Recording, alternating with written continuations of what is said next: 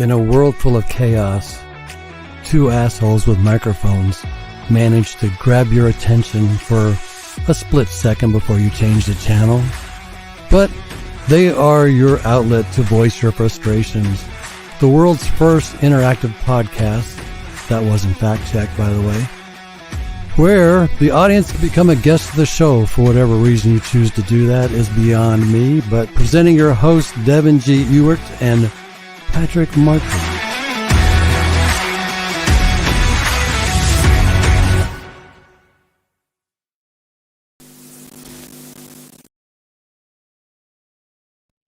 Hello, everybody. Welcome.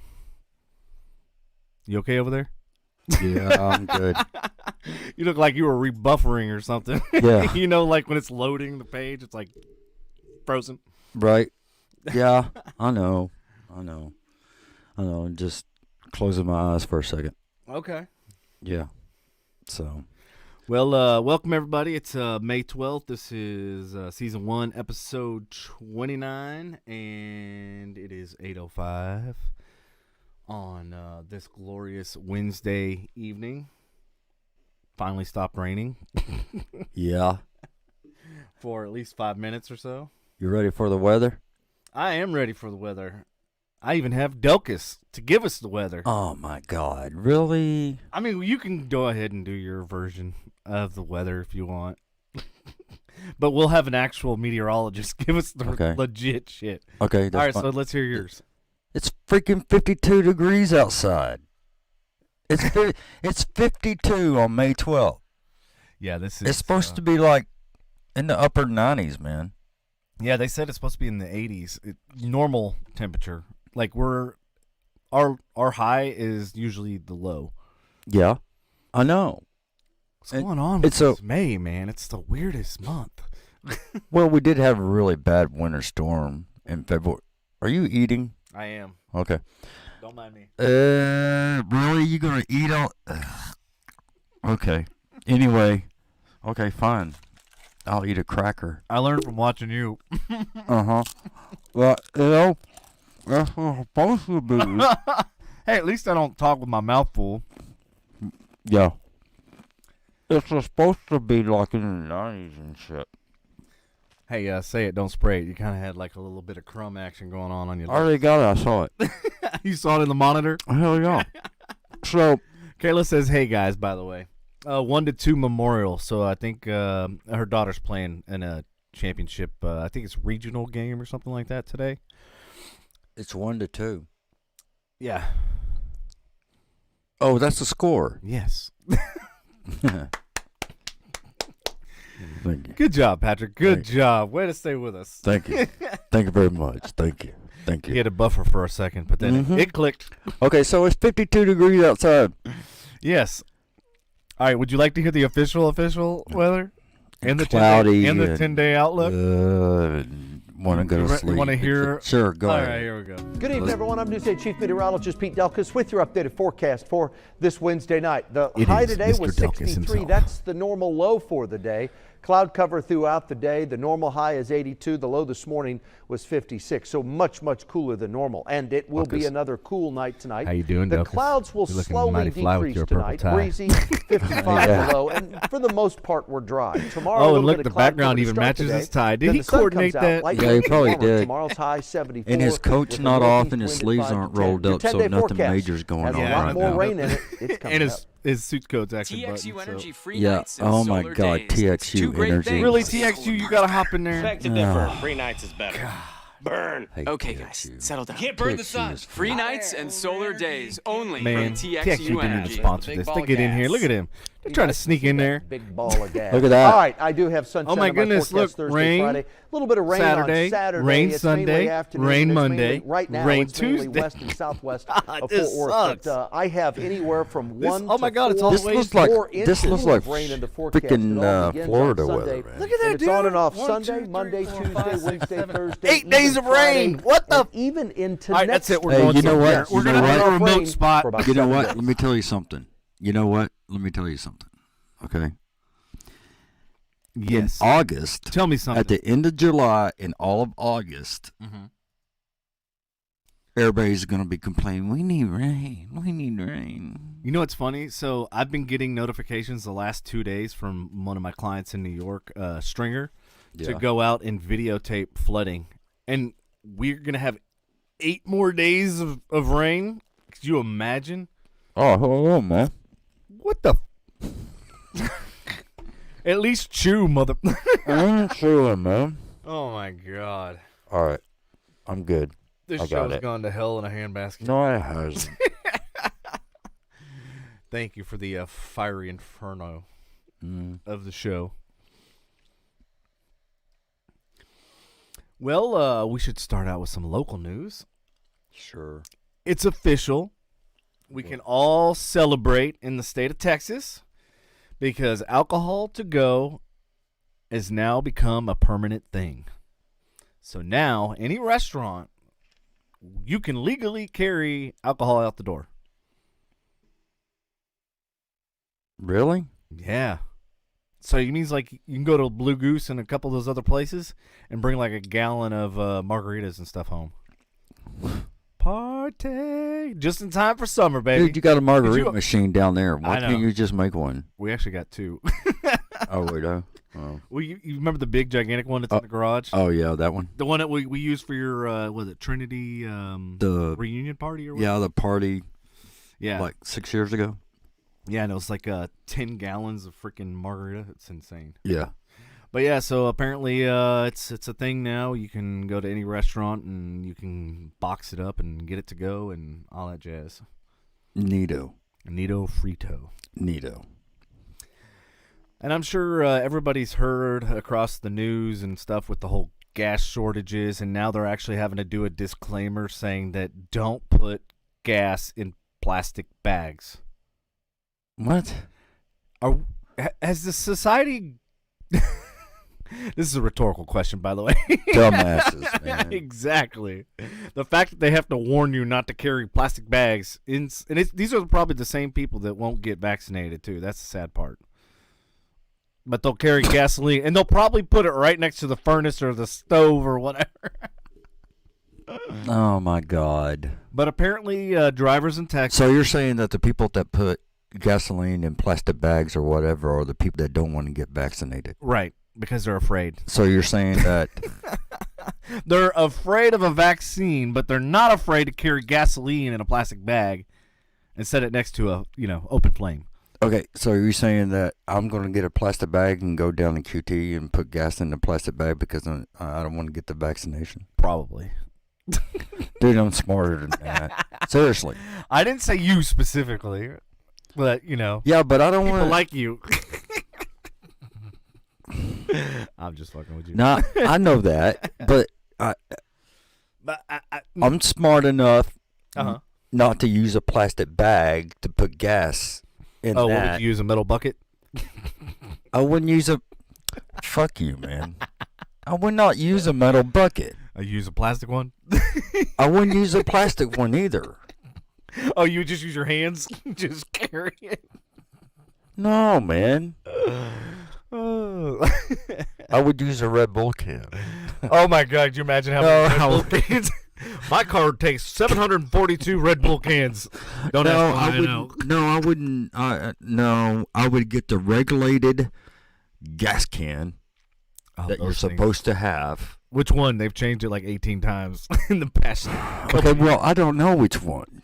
I don't either. Honestly, I don't even know which one's the adequate one. I'll guarantee the ones that we have in the garage are probably outdated. Yeah, not up to date, even though they're only like a few years old. Yeah. Because they keep changing the pour spout mechanism or whatever. It's such a pain in the ass. And you end up spilling gas everywhere. It's worse than when you just had a normal one that you just unscrewed, put the tube in, pour it. Well, how about we got to complicate shit. How about not even just not getting any gas at all? And just walking? Yeah, and just put gas in your car, and that's it.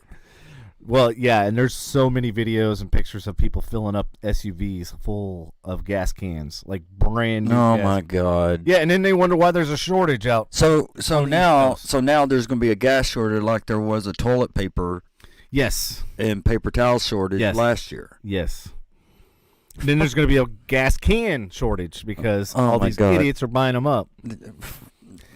Fucking media, man. And this is why we have Frustration Unlimited to vent it all out. People are fucking stupid. No, seriously, man. That is stupid. Tell me about it. I bet you the Floridians are doing it right now. You know? I think so. Probably. Everybody on the East Coast because they're all panicking and shit. Mm-hmm. You know? So, whatever. It's stupid. So, DFW area cements new ranking among America's top emerging housing markets. So we already knew that the housing market was insane. In fact, we talked about it a couple different times on the podcast. Yeah. But so everybody from California is moving? Oh, here? Dude, it's a max exodus out of California. Oh my God. Yeah, it's crazy. They're gonna turn a red state blue. Probably. I mean, Dallas County's already blue. So they did a list of I think it's 300 counties or cities. 300 cities. Yeah, like the ranking as far as real estate. Yeah. Dallas Fort Worth appears at number 98. Okay. Who's number one? You want to know who's number one? South Lake. You ain't never gonna believe who's number. It's not a Texas town, by the way. Okay. It's someplace in Idaho that I can't even pronounce. Boy. Coeur d'Alene. Okay, Aline or something like that, huh? Idaho. True. So number 2 is us, Austin. Oh, fuck Austin. Yeah, so I was looking for Corsicana, didn't make the list. Poor Corsicana didn't make the list. I'm keeping my comment to myself. I know why, but I'm keeping it to myself. San Antonio is 216 and Houston is 262. Wow. Mm-hmm. Austin is ahead of DFW. Yep. What about Ennis? Sorry. Ennis is not on the list. Tyler, Amarillo, Lubbock, Abilene, Wichita Falls, Laredo, Longview, Texarkana, College Station actually made it on there. Of course. I got A&M down there. Yeah, El Paso, Brownsville, Corpus Christi, McAllen, Beaumont, Port Arthur, Port A made it. Midland and Odessa. How the hell did Midland and Odessa make it? That's a booming town, man. Who the hell wants to live out there? For what? Oil. Yeah, I guess. There's oil out there, man. Well, I mean, there was. A lot. I don't know if there still is. It's been a while. I think there is. You think there is still out there? A lot. But I don't care. But another thing that I didn't pull the article for, I didn't, because stupid Dallas Morning News, and you can only look at their page once or twice, and they start charging you. But apparently, Jerry Jones bought 300 acres in Sanger and is developing it out there. So the next boomtown is going to be Sanger, Crum, that whole area. Hey, Kim, would you have an offer on? Hello, Kim. Had an offer. Ennis is booming. Ennis is booming, huh? Oh, yeah. So she heard. She got an offer on her house. She did? Well, that's what she's saying. She got an offer. Had an offer. Oh. I'm assuming on her house. Oh, okay. I mean, I'm not going to assume it was some other kind of offer. For some fringe benefits.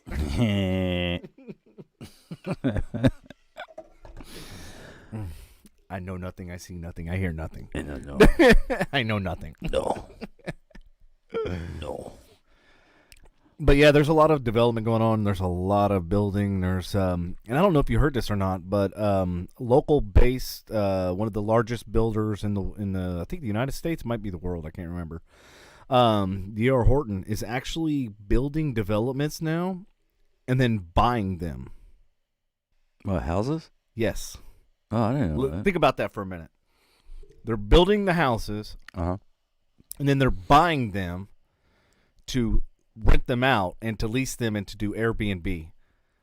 So the American dream of home ownership, good luck.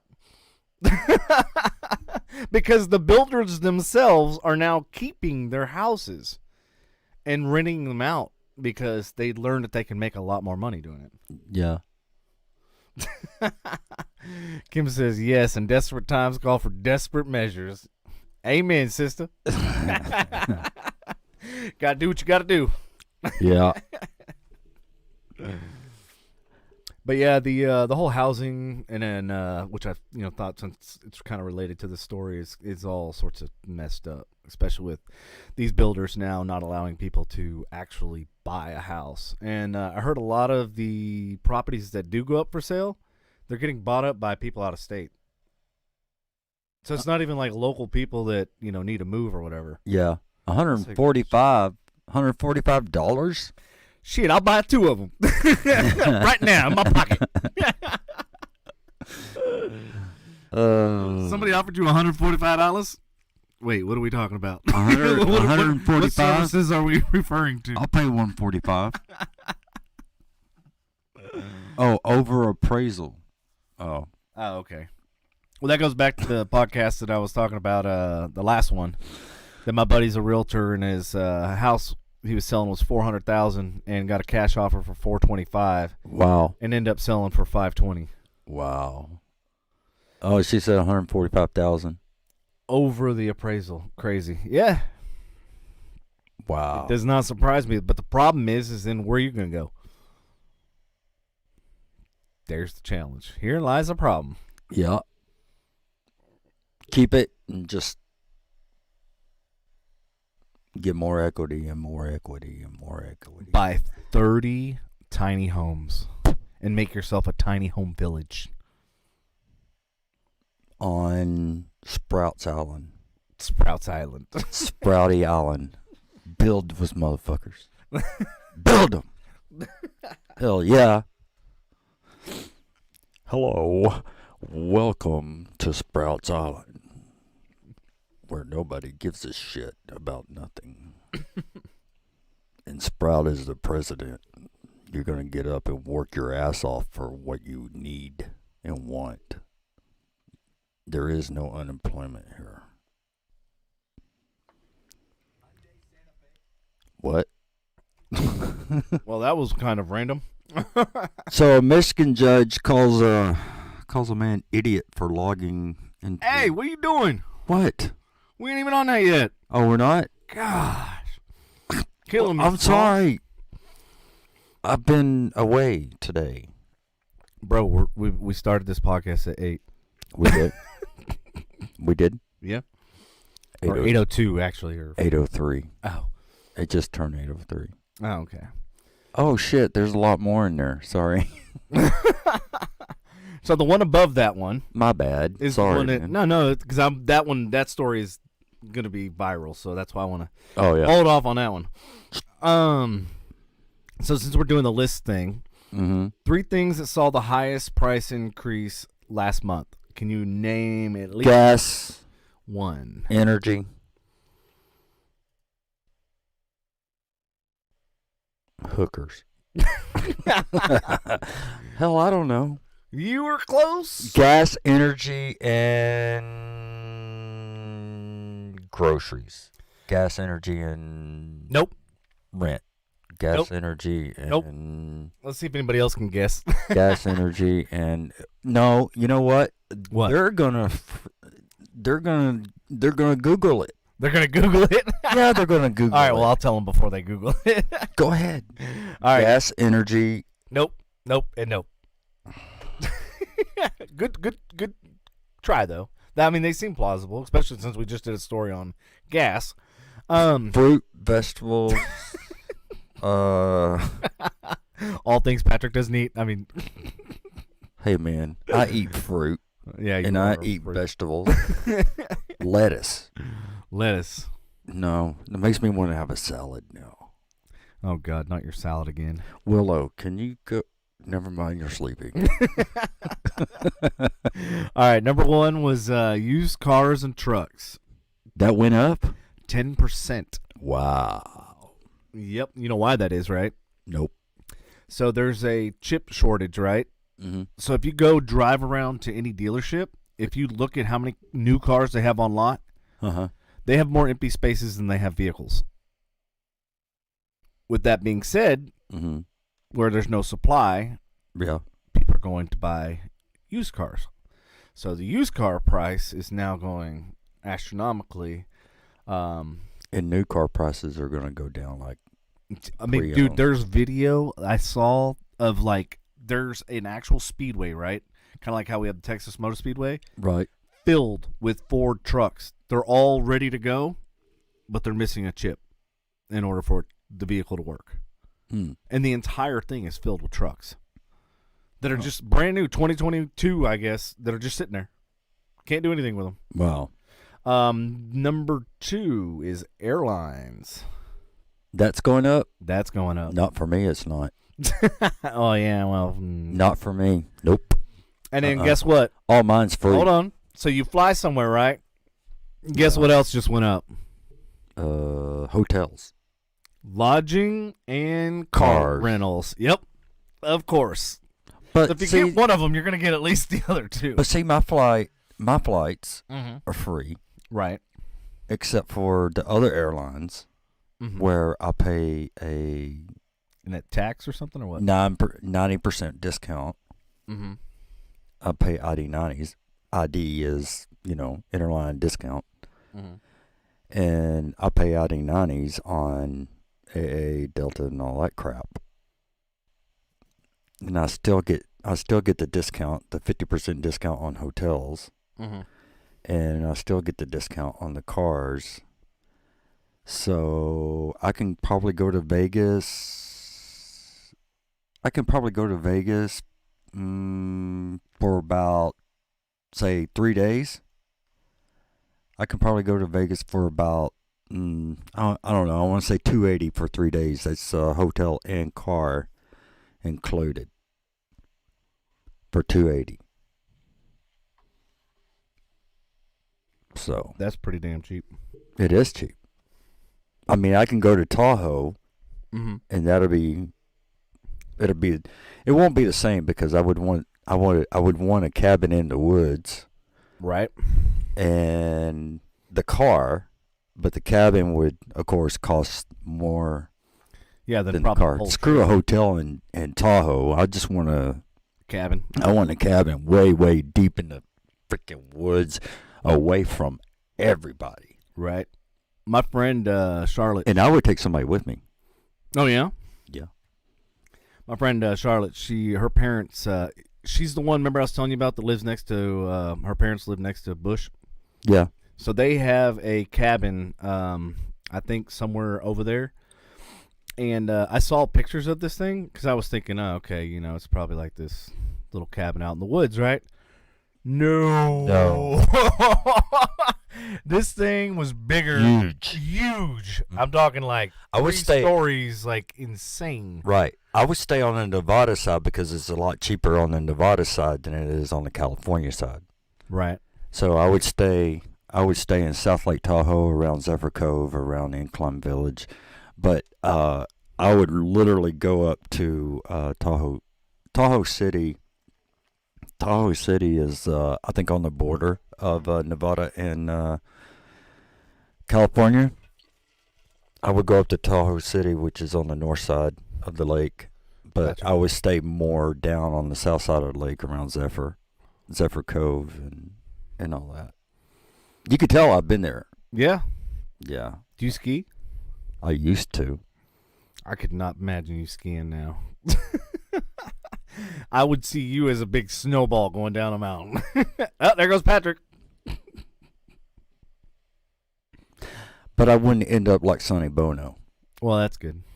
I would. No, because you'd be one big snowball. Yeah, I would be going down the hill. Oh, shit. Damn it. I gotta. Yeah. So, Be a lot. Yeah, of curse words all I the like. time. I like Heavenly. Heavenly's nice. I like Heavenly up there. Mm-hmm. Yeah, I have not been. It's nice. I'm supposed to go up there, but never have. Yeah, it's nice. I like it. I mean, I would, if I worked in Reno, if I was still with Southwest, and how far is Reno from there? It's about 45, 50 minutes. Oh, that's not bad at all. I thought you were going to say like 4 or 5 days. No.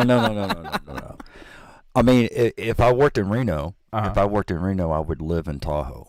Right. Yeah, I would do that. I wouldn't live in Reno. Got you. Nope. All right. So the story that Patrick alluded to that's going to be making the mainstream news and is going to go viral, I can already feel it. I saw it. What, Israel? No, not Israel. I'm just kidding. We're not on world news yet, but thanks. I'm just kidding. I know. So Michigan judge calls a man an idiot for logging into the court, and what he logged in his screen name is why he calls him an idiot. So without further ado, your entertainment for tonight. Here we go.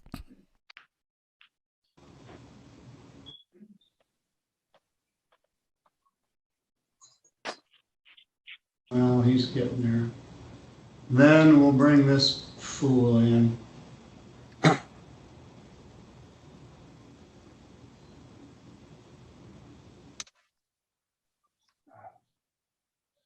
Good morning, sir. What's your name? Does look like one. Bottom right Me? corner. Yeah, you. Yes. Nathaniel Saxon, sir. Your name's not Butt 3000, you yo-ho. Logging into my court with that as your screen name. Why We'll would that? discuss that in a little bit. What kind of idiot logs into court like that? What's your name again? Nathaniel Saxton, sir, but I don't believe that I typed anything like that in. Well, that's what it says. Why, We'll I discuss that apologize. in a bit. That should not be. Yeah, you should. I'll put you in the waiting room. You can sit in limbo for a while and think about what you call yourself online. The judge put him in timeout. Oh, You like how he frantically changes his name? He's like, oh shit, Yeah. Daniel. But what's What funny is website that was he does- on? That's what I want to know. What were you watching earlier? What? But you know what? He did really kind of look like one. Yeah, that was freaking greatness. Yeah. All right, so world news. Now you can talk about your Gaza and your Palestinians and all the jazz going on with that. Wait, let me see if I got it. It's the next story. Oh, is it? World news. The first story in world news. Oh, yeah. Would you stop looking at porn over there? I'm not looking at porn. I'm not looking at that. No wonder you're distracted. No only- wonder he's like, I don't know, damn, I I'm don't not know looking which at tab it is. Oh, shit. Oh, got close, tabs. Oh, So what I'm wondering, okay, so what I'm wondering about Israel is that how come Biden won't send any help over there, but yet the secretary, the Secretary of State or whatever, Right. says that they need to stop immediately. Well, the latest news that I heard, But they basically said don't do anything. who? They, Israel and them, they basically said don't. They specifically said don't intervene. That was the latest article that I read. Oh, really? Mm-hmm. So Netanyahu said don't have us and their allies to intervene. He said don't intervene. That's what I just said. You said to have them intervene. That's the opposite of what I said. No. I didn't say that. Don't have us intervene. Right. with what's going on over there between Israel and Right. And the basically, Palestinians. yeah, and Netanyahu is like basically saying they're going to light them up or whatever. I think they already have. Yeah. But did you see the video where like all of the rockets were getting shot in the air, like I was like going, dude, that's some Star Wars shit. Yeah, I know. And I mean, every rocket that was coming, dude, there was like hundreds, mm-hmm. and they were just like blowing up in the air. I was like, yeah, and then you see those little lines of knocking them down. God, I can't remember what they're called, but they're going like that, and then they, they're shooting them down. It was like fireworks, man. yeah, it did. It was crazy. Oh, I thought you had something on. No, I don't have any videos on that one. That sounded pretty good. Should have used that in Tom's Lennon movie. All right. I don't think there was any bombs dropped in that movie. I don't think so either, but yeah. But no, I mean, I did not know that. Yeah, it keeps that story keeps developing. I did pull a video clip of a guy. Where was he from? I want to say he was from Ireland or something like that, but he basically called them, Irish ambassador. Right. And basically, and this was what I was trying to explain to you earlier, this guy does a really good job of explaining what the hell's going on, because none of the news outlets really talk about what's going on. They just talk about, bombs dropped and this, that, and the other, and devastation, but they don't talk about what the hell's going on, right? Yeah. So this guy apparently knows what's going on, and he is basically reprimanding. Let me see, who is he? No, here, I'll just play the clip. Okay. It'll explain itself. Ambassador, I will say frankly, I'm one of the people who thinks you should be expelled from this country, and I believe that it's to do with the policies of your state. If I was Jewish and had never stepped foot in Israel, I could claim citizenship there tomorrow, but 6 million people whose origins are in what you now call Israel, who were forced out in 1947 or 48, do not have that right. Isn't that part of the reason why the Palestinians are in dispute with Israelis? Because you deny them the right to return to their homes and to their land and to their villages, and that they have a legitimate claim, even under international law, to return, but you deny them that right. Why do you deny them that right? And why do you give that right to other people who have no connection whatsoever Dude, with the land, so whether you call it disinterested, Israel and that woman or whether looks you like call she's it falling Palestine? asleep. Why do you continue to seize land if you're serious about Oslo and the two-state solution, which under that agreement is land designated to be Palestinian land? 500,000 people, most of which has taken place since Oslo. You allow that to happen. Why do you allow it to happen? If you're serious about giving this land to the Palestinians, it's absolutely extraordinary. Are you not just taking us, Ambassador, for idiots? That you can say with a straight face, we're serious about peace, but while we're serious about peace, we're going to seize Palestinian land. And you expect the Palestinians to just sit back and do nothing about that. Now, you know what the Palestinian people have been asking for. Far less even than some people would ask for. Because I believe the whole apartheid system should be dismantled. But what they've asked for is to lift the siege of Gaza. Just to lift the siege of Gaza. Let them have an airport. Let them have ports. Let them not be dictated to by a government for whom they do not vote as to what can go in and out of their territories, whether they will have power, whether they will have clean water, whether they will have medicine. Man, this guy needs to be what makes president. you think you're allowed to have Over nuclear here. weapons Oh, wait, with the fourth he is. biggest He's army not in here. the world and visit destruction on the people of Gaza, but they have no right to defend themselves. They have no territorial sovereignty over that land. Would you ask questions, please? How do you justify that? Yeah. All right. How do you justify those double standards? Very lastly, Ambassador, people like Bishop Tutu, Nelson Mandela, and I would certainly describe your state as a apartheid state with different laws for people depending on their race or religion. For example, at checkpoints this is where it gets going into the West Bank, there's a channel if you're Israeli or European, and there's a channel if you're Arab. Just because you're Arab. If you came into Dáil Éireann and they stopped you and said, are you Jewish? Oh no, sorry, you can't come in through the same entrance as Irish people or European people because you're Jewish, you would call that racism and apartheid. You practice that with your checkpoints and your military barriers and your apartheid wall. How can you justify? Damn. Wow.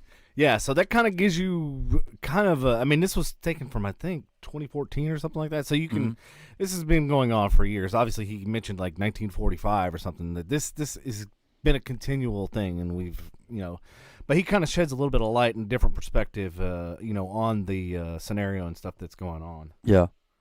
I don't know, but that lady looked like that. She stuck a finger in her light socket. Yeah, I was like, at one point she looked like she was falling asleep, and then all of a sudden she's like awake. I didn't mean to say what I said when the luckily the mics weren't on, so they didn't. I know. Okay. I didn't mean to say that. Looks like she stuck a finger in her. Yeah, you said looks like somebody stuck a finger in her, and I'm going. I didn't mean to I'm like, say thank that. God the mics weren't on. Well, you still freaking said it. Well, you said it, so I know. I was talking about a light socket. You know. Yeah, but the way you said it. Oh man.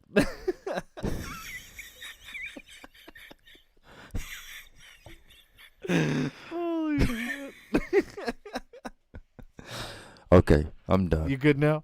All right, you had a good little laugh in the section. It's the most I've seen you laugh in a while. That's fake. I know. It's terrible. Muttley. Yeah, that's exactly how you sound. Shit. Okay. And what is next? Huh? What's next? Your story. What story? Oh, the military? Yeah. The military ship fires 30 warning shots after encounter with Iranian vessels. Yeah, have we heard anything? What's going on with that? Well, the way I look at it, they don't need to be fucking with us. Yeah, that's like poking the bear. Yeah, pretty much. Yeah. And then, you know, the military is going to end up lighting up those sons of bitches. I mean... Oh, I sound like I was like from the deep country, huh? You did sound pretty country. The sons of bitches. Them sons of bitches, I'm going to light them up. Son of a bitch. But no, yeah. They just... I was going to say what you said, like, you know, just kind of poking the bear. And then, like the Japanese said that during World War II or the attack on Pearl Harbor, that, you know, we just awakened a sleeping giant. Right. Yeah. That's the way it would be. And actually, if there was a war between us and Iran, yeah. Well, you know, I was thinking this thought today, and we already know who would be backing them up. So let's just do a hypothetical. And in fact, I actually would like to do a movie on this. So get your little script writing. A movie? Pen, yes. Not on this, but something that I've been contemplating, thinking about. Write notes. Give it to me. Pontificating, if you will. Write a treatment. Give it to me. All right. So here's the deal. Write a treatment and give it to me. Oh my God! I want to tell you the premise, fucker. Go ahead. So that way you can be like, I don't want to. Okay, so like, remember Nikola Tesla, right? Invented the Tesla coil, and he wanted to send, basically make electricity free for the world, right? Mm-hmm. Do you imagine how much different things would be if that were a thing? Because guess what would have happened? Oil and gas and all that would have not existed. These wars in the Middle East would not exist. Because the only reason why we go to these wars in the Middle East is because of oil and gas and natural resources. But if they would have originally done it and made electricity free for all and using the ionosphere and transferring electric currents throughout the the atmosphere, I think the world would, the whole battery powered cars and all that sort of stuff, we wouldn't just now be getting into it. We'd already had that. We'd be in the next evolutionary stage. We'd be past batteries. We'd be the next platform of whatever that's going to be. See what I'm saying? Mm-hmm. Because we've been so dependent, so reliant, and that's always been our nest egg is the oil and gas, and we've developed airplanes and cars and all this shit that runs on something that's a finite resource that we're going to run out of. Instead of thinking outside of the box and going, hey, what is the next thing? What is the next platform? Kind of like with VHS, cassette players. Guess what? The new media is no media. Mm-hmm. So think about that for a second. We always were storing information and data and stuff on a physical device, whether it be SD card, hard drive, or whatever. Mm-hmm. And then back in the day, of course, it was, you remember the little floppy disk and the 1.4 megs? Oh, God. Yeah. But for years and years, that was always our mentality. Is like, we need to store this information on a physical device. Got to have this device. Mm-hmm. And then Blu-ray came out, right? And everybody's like, I got to have Blu-ray. we got to have Blu-ray, but what's the Gotta next have that. thing? What's the next thing? Well, the next media is no media. Mm-hmm. And then streaming. It's streaming, exactly. So, and then cloud, and that's what I'm saying. So it's like, as the evolution and as we advance, we would have advanced significantly more had we stuck with, the whole ionosphere and the Tesla coil and everything else. So I just was saying, I've been thinking about that, and I was like, I'd love to do a movie about that. 6'2" Rockville Bottom Fest. Oh, damn. Wow. Tell JC to go out there and put a hurt on him. Yeah. Well, tell her I need some home runs. I would love to have my car run off of a AA battery. Right. That'd be nice. So you know what I was thinking about this even more so is, you remember like when the pyramids and stuff were discovered in Giza, they found these vases. Giza or Gaza? Not Gaza, that's the war going on. Oh, yeah. Giza. Okay. So they found these vases, right? And they discovered that they actually held a anode and diode, and they actually held a positive and a negative charge, right? Uh-huh. And this was like thousands of years ago. But here we are, just, even though they did it way back when, we're just going to take that knowledge and just throw it away. We're going to go with oil and gas because we got to feed the Rockefellers and, all of these oil, tycoons and all this stuff, Right. which have no interest in serving us as people. They have only self-serving interest, and obviously it's evident. This is why we've gone to war. This is why we've done the stupid shit that we've done. But I was just like thinking, okay, and then I was like fast-forwarding, okay, because right now there's a huge space race, right? Right. Everybody's trying to get to the moon, to Mars. And I'm like going, wasn't the space industry dead for like 10 years? And now all of a sudden everybody's got literally a fire under their ass, and they all want to get to the moon or the Mars and blah, blah, blah. Well, you know why they want to go there? Why? They want to be the first to colonize. Mm-hmm. And not only colonize, they want to militarize the moon. Mm-hmm. And, of course, if you militarize and you make a base on the moon, then you have a stepping off point for the next place. And then you have a stepping stone for the next place. Right. Then I got to thinking, I was like, you know what? Let all these cock-sucking motherfuckers with their... Wow. Yeah, I mean, 'cause, like, I literally, like, it makes my skin boil. That's some language there. Because I'm like, send them all Gaylord to another planet, literally. Mm-hmm. Then we can fix ours here. Because all of the corrupt ones that think they need to kill each other and need to militarize and they need to, do all that crap, let them go. Then we can fix the shit here. Yeah. And, like, this is all stuff that, like, took place while I was driving the other day from literally Kayla's house to my house. Like, all this shit's, like, literally going off. Like, the world would be a different place if this happened and then this. And then, well, what's going to happen in the future when they decide to go here and they go there and da-da-da-da.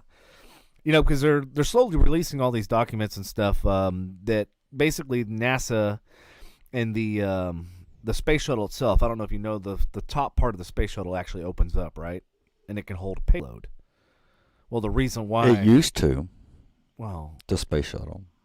Yes. Not anymore. Still opens up. Okay. But anyway. So the reason why it opens up, and the reason why it was built the way it was, is so that they could house secret things. I mean, there's always been stuff going on, obviously up in space and everything that's, top secret and trying to... Mm-hmm. Russia's trying to spy on us, we're trying to spy on them, and, that whole sort of thing. But yeah, so I just thought it was interesting that it's like, yeah, so this mass exodus to go to, the moon and Mars and everything else, okay, good. Let all the corrupt people, and let them go corrupt that. They haven't even fixed the problems here. and they're going to go somewhere else. And fuck it all up there. Fuck it up before it even gets a chance to start. Yeah. And I'm just like thinking, like wrapping my head around this. I'm like, do these people realize how stupid they are? And Kayla and I we had this argument last night, and this is the greatest thing. No. I got to tell you this. Y'all didn't argue. It was a disagreement. It wasn't really. Y'all didn't have a disagreement. Yeah, we did. No, really? Cause she okay, love her death. She goes, what do you know? Why do you care over, all these NASA engineers and all these people that are I can hear her saying that. Yeah, all these people are super smart, blah, blah, blah. And I go, you know what? I go, they may be super smart, blah, blah, blah, but they're not innovators. They did a job and they did what they were supposed to do, blah, blah, blah. I go, Elon Musk doesn't know shit about rocketry or doesn't have a nuclear physicist degree or anything like that. Mm-hmm. Explain that one. He built rockets. He's got teams. So I was like, your argument is null and void because it doesn't take a rocket scientist to come up with innovative ideas and thinking outside of the box. Oh, because it started with the reusable rocket. Because that was my first thing. I was like, right. I go, well, when we send an airplane from Dallas to Tampa, yeah, it doesn't blow up, and then we send another one from Tampa to Dallas. Well, no, I'm just saying, like, using the logic of the space and yeah. I know. It's fine. It could break down. Right. But we don't. Mid-fly. My purpose is we don't send an airplane for a single-purpose function at all, period. We don't do anything for a single-purpose function. Why in the fucking hell would we build a space shuttle and a space program with a single-purpose function? Makes no sense to me at all. Like, as a kid, I couldn't wrap my head around it. It makes no sense. Oh, why the hell? Man, you got me on that one. If you can fly there, why the hell can you fly back? In the same fucking thing. Right. And then Elon's like, yeah, we can. Watch. And that's what I was like, that's when this whole argument started, because I was like, he's not a nuclear engineer. He's not a nuclear physicist. He doesn't know anything about that sort of shit. But what he has is common fucking sense. Yeah, he does. He needs to hire Brian May. Who the hell's Brian May? Really? What? Invented Mayday? I don't know what. Brian May, man. He's lead guitar on Queen. Why the fuck would he want that? Why was he gonna hire a guitarist? He's an astrophysicist. Who? Brian May. He is? Yeah. Oh, I didn't know that. Mm-hmm. I don't know who he is, so therefore I don't know. Yeah, now he's an astrophysicist, and I couldn't say it. Yeah, I know. That's but cool. We'll roll with and then Roger Taylor was a dentist. So he could fix teeth and... Yeah. He could have fixed Freddy's, but Freddy didn't want... No, he didn't want, his shit on. Right. Because it affected, the way he was singing. Vocals. Yeah. So one of the greatest singers of all time. Yes, thank you for talking with your mouth full. Appreciate it.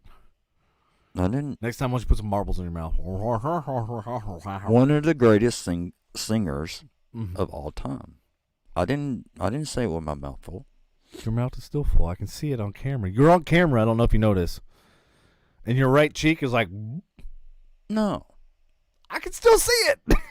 Then it's kind of... Then it's swollen. Right there. I can see it. Lies. Busted. Fine. Busted on camera. So speaking of... Look, it's gone. Speaking of the... I know, because you swallowed it. Good job. Speaking of the space race, so that's what kind of started this whole thing, because China's trying to go there. Elon, obviously. Then you got Blue Origin, which is Bezos. And then you have... Yeah. Blue Oyster Cult? Origin. Oh, I thought you said Blue... Not organs. I thought you said Blue Oyster Cult. No, that's a band. Oh, yeah. We're talking about rockets again. Oh, okay. Sorry. And then I was thinking about music. Bigelow's company. Not Deuce Bigelow. Deuce? Every time I hear his name, that's the only thing. Fishy. Dude, that was fishy. That was a great movie. Yeah, it was. What a dumbass. He goes, fishy. So speaking of China, China plays down leaked documents showing it discussed weaponizing coronavirus in 2015. So you know how there's all this talk about all this stuff going on with China, that that it escaped from the Wuhan lab, and then come to find out that Dr. Fauci actually invests, or his company invests in that type of science with the viruses, changing the chemical makeup of viruses and all that sort of stuff. So yeah, it's all like kind of hitting the fan. But apparently these documents that were leaked in 2015, basically China talked about weaponizing the virus, and ironically the COVID virus. And kudos to Australia, because Australia is like, they're hammering. I don't know if you've watched what's going on, but they're like really going after China. And they were one of the ones that unearthed and are now talking about, all these documents. And there's a lot of stuff that Australia is boycotting China. So it's interesting, because now, like, these documents being released, showing that they actually had ideas of a new era of genetic weapons, artificially manipulating into an emerging human disease virus, then weaponizing and unleashing them in a way never seen before. That's a direct quote from these documents. Good for Australia. Hell yeah. They don't put up with any shit. But get this. The document was originally obtained by the U.S. State Department. Yeah, but it took Australians to expose a document that in 2015, we right? Fucking have, yes. So all that happened in 2015? Yeah, so that was... And then the U.S. got it in 2015, too. Correct. During Obama. Was 2015 Obama? Yes. Yeah, actually, you're right, because Obama funded it. Of course. Then, I forgot who it was. So did Biden. So did the Clintons. Yeah, I'm trying to remember. There was one person that didn't. Or that wanted to. Carter. Stop it. Yeah, anyways. Yeah, I'm naming off all the Democrats. Oh, okay. That are still around. Got you. Well. Hey, so what were you reading? It's true. Speaking of China and viruses, what were you reading on the India virus? Weren't you saying something was on your radar as far as the WHO? Oh, yeah, that's right. Sorry. Because you started reading it and you're like, dude, this is like double and triple talk. Like, what the hell are they trying to say? Now they're talking in circles. Yeah, talking in circles. That's it's the WHO technical lead for COVID-19 says... And the WHO is the World Health Organization. Yeah, that's who it is. I know. We know that. Who? Audience. Who? Who? Yeah. I mean, you were talking about band. Could be band reference. The Who? Who are you? Who? Okay, you can stop. You're like Kayla. You can't sing. Shut the fuck up. I wasn't even trying. Yeah. Okay. So this is what she says.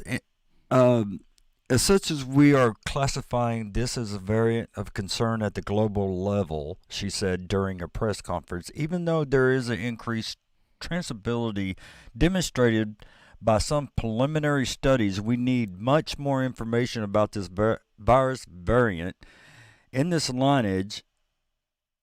Whatever. Lineage. Well, you're gonna have to say it again. Who cares? It's not linen. Well, whatever.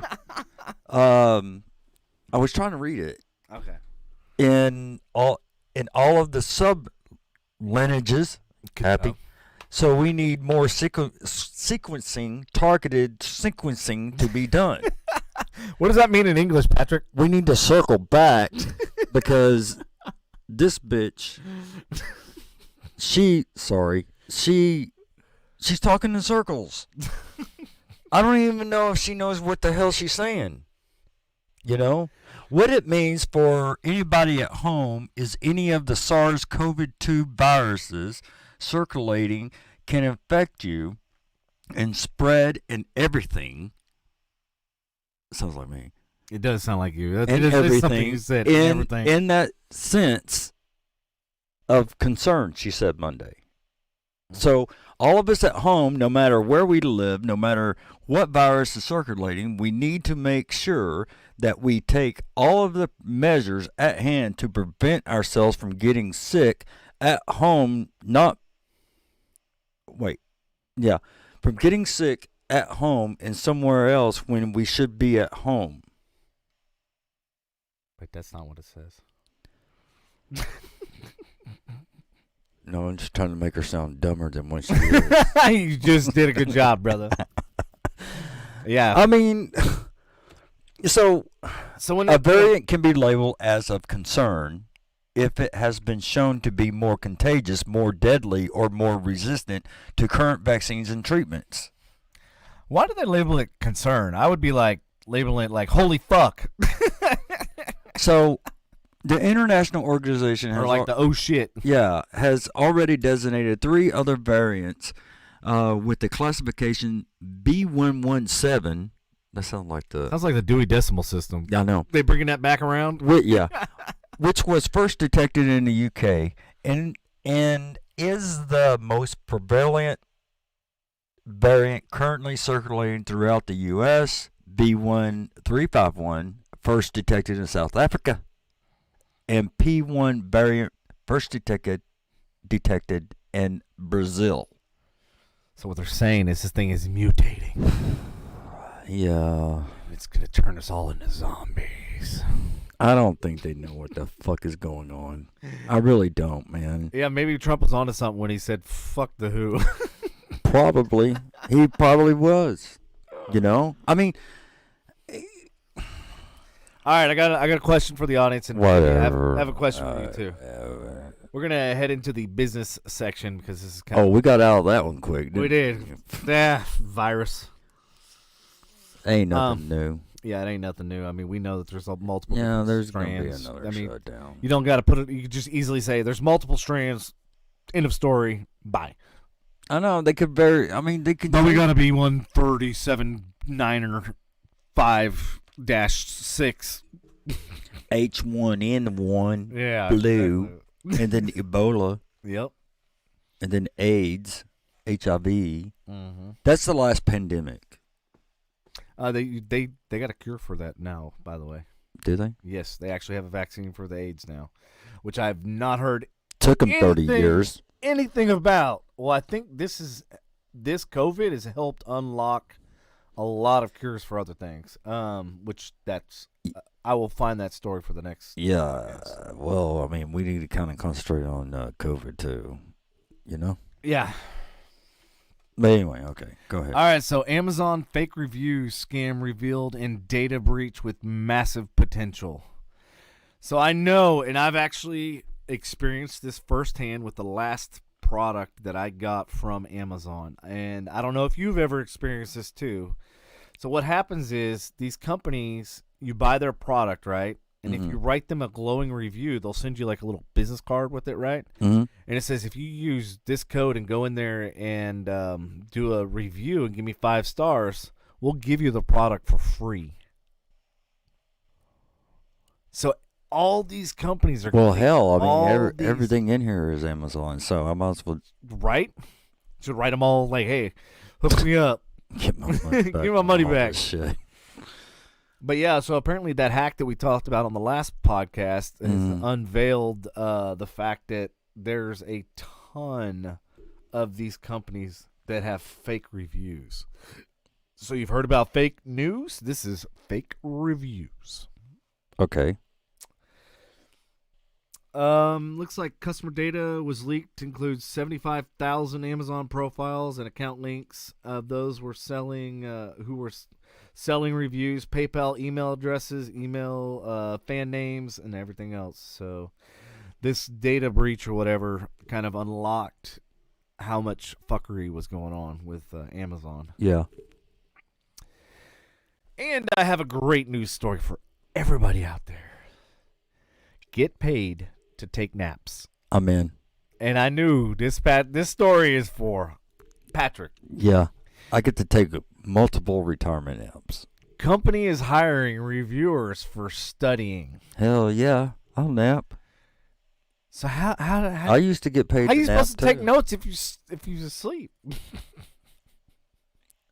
Well, it don't make no damn sense. You can, I can. You like to sleep on the job. A company called eachnight.com is hiring a team of 5 nap reviewers. All you have to do is take a nap every day for 30 straight days, then write about the experience. The company is testing out theories about the pros and cons of daily naps. The pay is $50 per nap or $1,500 over the month-long period. $50 a nap, bro. Applicants have to be over 18, and they have to apply by May 31st. I guess it's on the better honor hurry, system, brother. because how do you prove you're actually napping? I guess that's how they determine the 5. Nice. I can take. And the story article is in the show notes, so feel free to go check it out and get you $50. I can take. See, look, this podcast pays off. We literally pay. I can take 2 or 3 naps a day. A day? Mm-hmm. I think there's a limit of 1. Really? Yeah, it said $50 a day. It's 1 day. See, you got this qualified already. Didn't even follow the instructions. That's fucked up. This fool's over here racking up 50 naps a day. All right, you owe me 10,000. That's right. That's right. I'll take a nap. Hell yeah. Mm-hmm. I was wondering, where does companies even like based out of? Where is it based out of? I don't know. It's $1,500 for the month though. That'll pay some bills.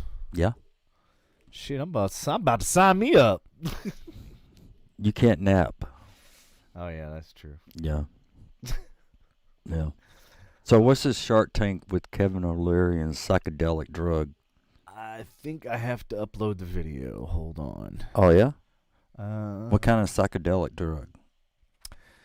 Well, you know, like, okay, so the whole push for legalization of marijuana and stuff, and they've come to realize that it's a multi-billion-dollar industry. Well, Kevin O'Leary thinks that that's a thumbnail in comparison to the psychedelics.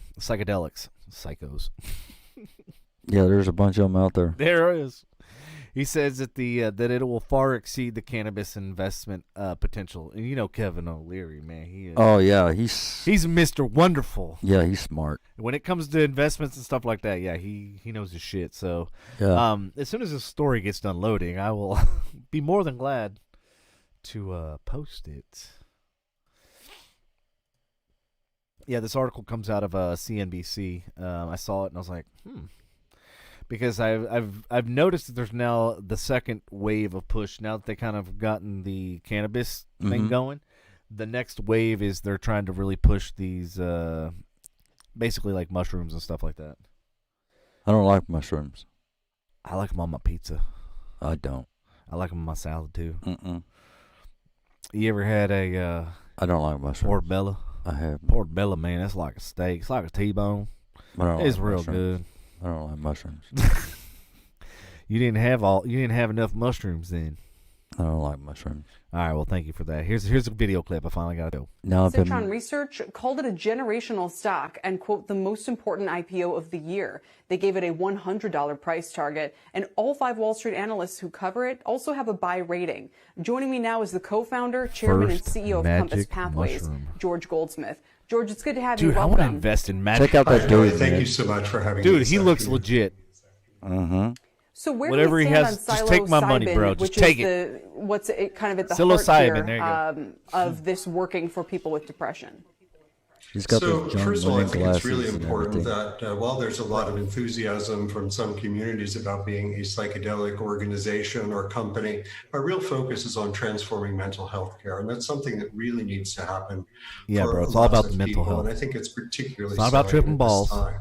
Psilocybin is, as you mentioned, the active ingredient in magic mushrooms. However, no mushrooms are harmed in our work. Joe We Rogan talks about synthesize that that all like the we time. would with any pharmaceutical product to really be part of a therapy, a comprehensive therapy to help patients. We're currently in phase 2B. Holy shit, look at it We're rise. very pleased that we received All right. breakthrough therapy designation from Bust out the cell phone. FDA We're trying to buy some to stock. help accelerate our research. Oh yeah, that's the other thing. You guys watch this show enough, you might actually get rich because we do put a lot of stock advice. Right. My understanding is Not that advice, the because we're not focus on advisors. fast-tracking COVID trials is actually Give you holding the yours up stories, you somewhat. can make an informed decision. We haven't had any experience to that at all, actually. The FDA has been incredibly responsive, as have other regulators around the world, in terms of helping his us name's and I know Goldsmith. other developers of Come other on. medicines Yeah. to really deal with the pandemic and ensuring that clinical research progresses at the fastest pace possible. Understood. Yeah, no, I get thought some that glasses COVID like put some that, of your bro. trials on I hold know, I and want pushed back some. your I think target you would look date. So like- tell us COVID did, but it what the was- time frame yes. is. And just dye your hair all I'm white glad like to that. talk about that. We did actually in March. We have again trials on both sides of look the at that stock. Atlantic, and in March we did pause, but we have many of our sites back up and running again, and that's been working out quite well for us. And the regulators have always been very supportive and accessible, even with, to your point, the backlog of COVID-related activities and regulators. We anticipate that we're going to be complete with our trials, as we've said, at the end of next year. They actually do psychoactive and treatment. we'll be these able to report out on companies. phase 2B, which is a dose-finding study Thought it wasn't again, legal. in 20 sites, 9 countries. Shit, I'm And learning as that I'm will watching really this. give us a path forward to phase 3, and then hopefully patient access. And there are far too many patients who just aren't helped with what's existing right now. Wow. That dude looked like he was on mushrooms too.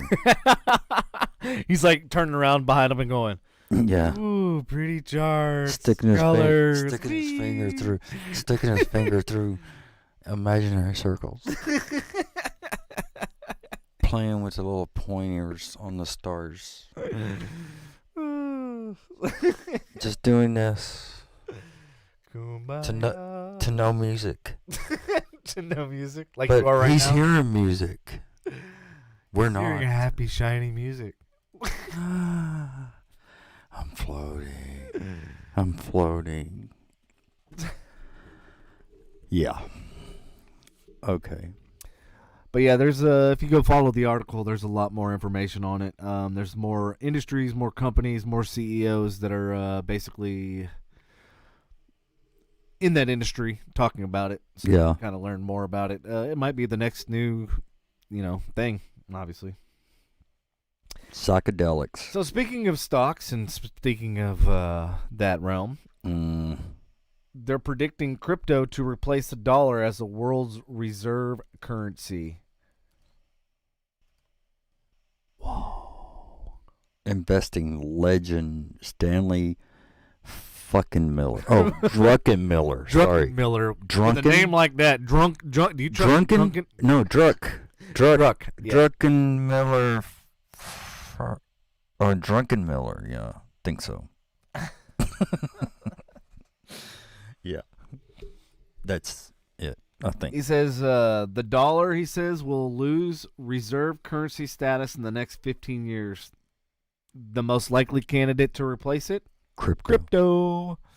Which is funny because Mark Cuban actually said fairly recently that he predicts that the Dogecoin is going to go to $1, and he says it's going to remain stable. Well, it sure as hell doesn't look like it. Well, not right now. He said it's going to. He doesn't say it's going to tonight.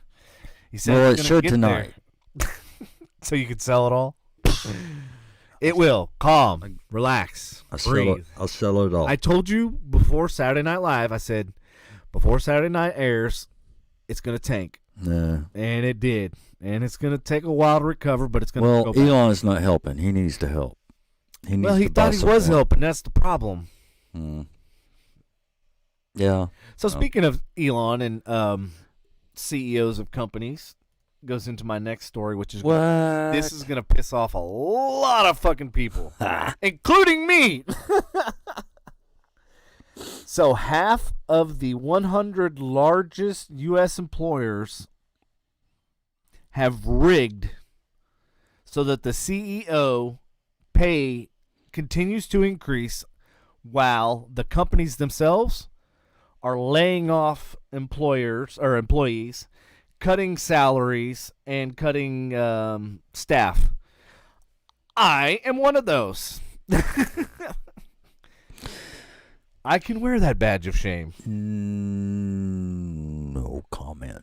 So of the 100 S&P 500 firms with the lowest median workers, 51 bent their own rules in 2020 to pump up executive paychecks. Woo! I thought everybody was cutting. I thought all the CEOs were cutting their pays. Not according to this. The report found that CEOs at the companies made on average 830 times more than their workers. There's where the fucking laws need to be. That shit needs to not happen. You want to hear some of the guilty parties? CEO of Chipotle made $38 million in 2020, a 136% raise over 2019, and 2,898 times as much as the company's median worker. Their median worker, by the way, makes $13,000 a year. This shit is what's wrong with fucking America. This shit is what's wrong with all these corporate companies. They all deserve to fail. Corporate. I hope they fucking fail. I really do. Like, that shit pisses me off. Chipotle, who else?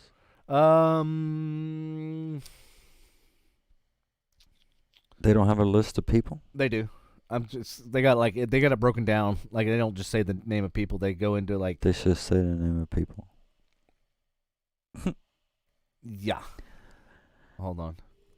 Oh, and then it's funny. So there was just an announcement that Chipotle is raising the employees' rate to $15 an hour. I'm like, yeah, because you got busted. Yeah. You're making 2,800 times the average fucking employee. And then James Quincy, CEO of Coke. Oh, yeah, where's that? He's got a $960,000 bonus. Yeah, hold on, but drove his total compensation package to $18 million, over 1,600 times as much as the company's typical worker pay. That's fucking Coca-Cola. Fuck all you greedy ass bitches.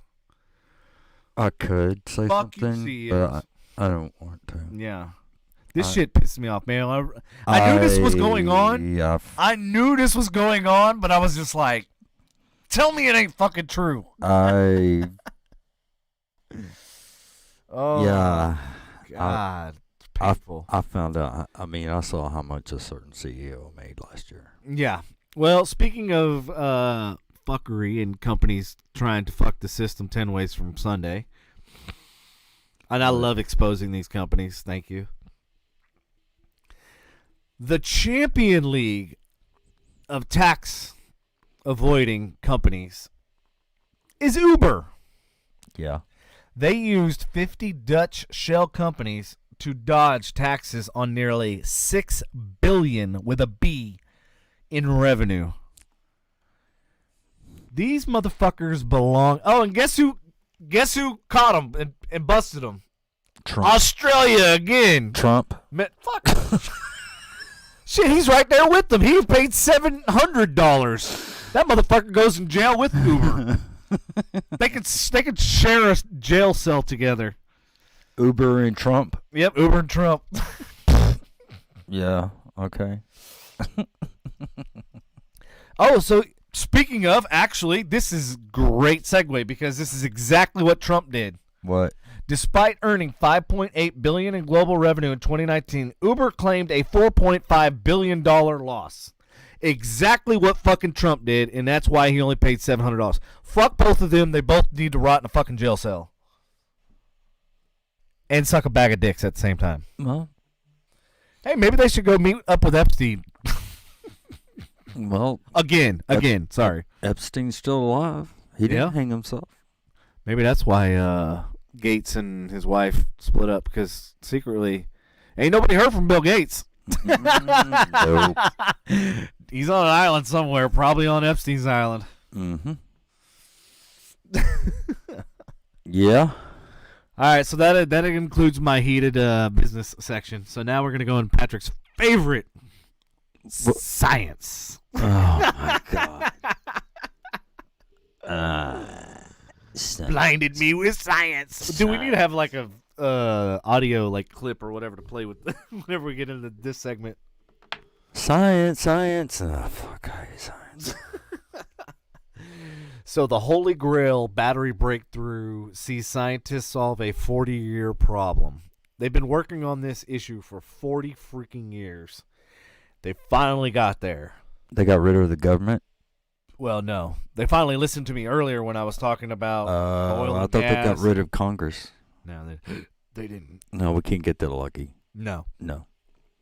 Yeah. So they were so close, right, with the lithium ion batteries, right? Yeah. apparently it's lithium metal. So this is the new revolution. Hold far more energy and charge in a fraction of the time compared to those used in smartphones and electric cars. So this is the holy grail. And you know what's funny? So I pulled this article and I started looking at trucks and these, like the Dodge Demon, Patrick. Yeah. And you know how like all like the Charger and all this stuff, they're launching all these like 800,000 horsepower and all these cars, right? And you're kind of going, why do we need 1,000 horsepower cars on the road? Yeah, why? They got trucks now that do 1,100 and 1,200 horsepower. Mm-hmm. Why? Well, what does your Mercedes do? Well, we ain't gonna talk about that. Okay, then. My insurance people might be listening. Yeah, you know they are, man. I know they are. It does what the stock says it does. Yeah. Okay. No, and the reason why I started thinking about this too, I was like going, well, why are all these these cars so pushing the boundaries and pushing the envelope on horsepower? Mm-hmm. It's because of the battery and electric engines. Because think about an electric engine, right? Mm-hmm. So with a gas-powered engine, when you step on a gas, there's a delay. It's not instant power, right? Because the way a combustion engine works. Except for your Mercedes. Except for the Mercedes. Yeah. No, I'm saying except for electric engines. Electric engines, it's instantaneous power because as soon as you press it, there's no combustion going on. It just literally goes. Yeah.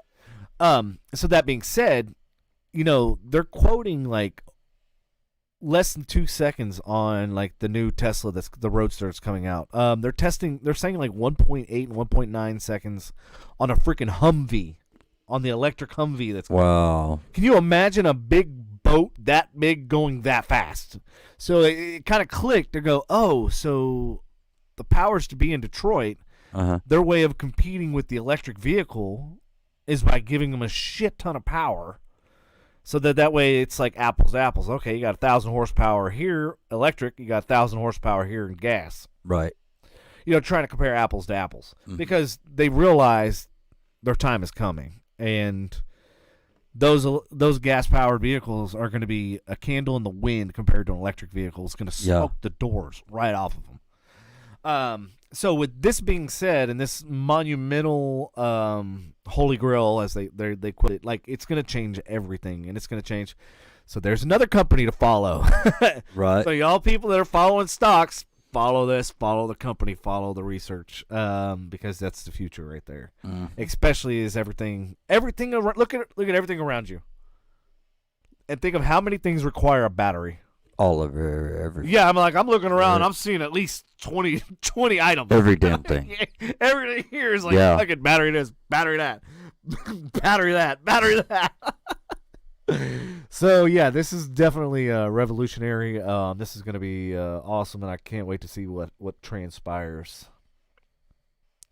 So speaking of a pretty cool breakthrough, they have a brain device now that translates thoughts directly onto a computer. Oh, God. They're one step away, bro, from literally reading your mind. Telepathy is going to be a thing here. I'd say probably in the next 5 years. Easily, if not before. So I think I do. Oops. I think I do have a. Need to put that on a few people. What's that, telepathy? Or that brain translator? Mm-hmm. I know some people from Louisiana that I wish I could put some brain translators on so I can understand what Dude, do you realize that, I mean, if I could read minds, I'd be one rich dude, man. I really would. All right, so here kind of gives you the heads up on the video of how this all transpires. I ain't getting on that thing. It's not for you. It's for people that are paralyzed. Oh, it is? Yes. Oh, well. So people that are basically vegetables and can't talk. Well, yeah, I know, but I'm just saying that, I wouldn't, no. Mm-hmm. I wouldn't, no. All right, here goes. Damn, that quality is shitty. Where'd our sound go?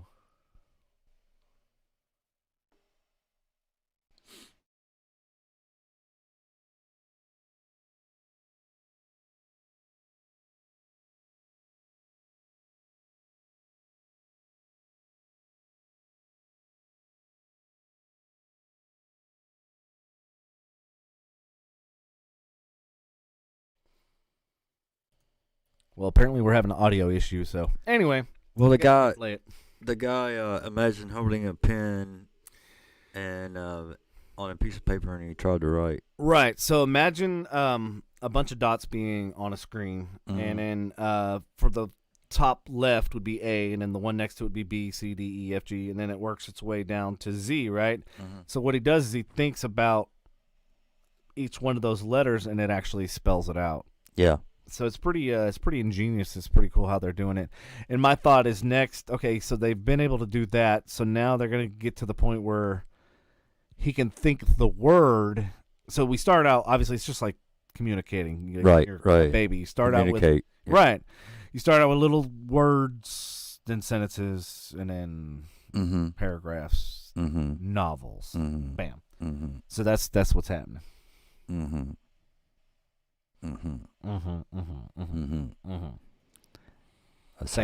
A psychologist says parents of exceptionally resilient and successful kids always do these 7 things. So this is for all you parents out there. Yes, some are little intense. I like when an article says, some are a little intense. Warning. Of course, it's from CNBC. Of course. Everything is sort of intense. So number one is they push their kids, meaning parents, push their kids to play to their strengths. So basically, the way it works is at a young age, we all have our skill sets, right? Some of us. Yeah. Patrick's is not speaking. He's very strong in not speaking. Just kidding. And so anyways, as a parent, you got to basically figure out what your kid's strength is and then basically finesse that. My son's doing it. There you go. My son's doing it. I pushed him. So yeah, let's go down this list and you can. I pushed him and I pushed him. You can do this exact same thing. Okay. I pushed him and I pushed him. Parents demonstrate the link between hard work and extraordinary outcomes. This one is that fucking participation trophy needs to get shoved up their asses. Because this right here is what makes winners. This right here. Right here. Hey, Kayla. Yeah. Oh, is Kayla back? Kayla? Yeah. They demonstrate the link between hard work and extraordinary outcomes. My son. Yes, and Kayla, they didn't win. My son. Yeah. Yeah. So I mean, he knows. I mean, look at him in the gym. Look at those videos. Oh that stuff. My God! I could still see his little heart. I love when you say that. You always say like his little heart, like he's got this little miniature. I know. I still, it's weird. I mean, I still see. I mean, I still see Jim sometimes as a little boy, you know, and then Molly as a little girl. So parents, once again, create a culture of striving and excellence. So what that basically means is, are you cultivating an environment for your child that is conducive for them to succeed?